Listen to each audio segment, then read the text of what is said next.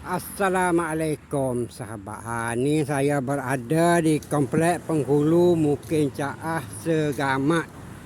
Ni. Saya tengok sini, saya sudah bincang dengan penghulu. Nampak itu komplek penghulu ni lengang, tak ada orang. Mungkin ada hantu ke tak apalah. Komplek sudah cantik tapi orang tak ada urusan. Nak urusan memang susah. Jadi saya minta buat surat kebenaran untuk nak buat itu sini tazkirah lah, nak kumpul orang-orang kampung biar mari meramaikan itu komplek penghulu. Saya buat tazkirah dan atau apa buat pengajian hadis 40. Ni tengok ni.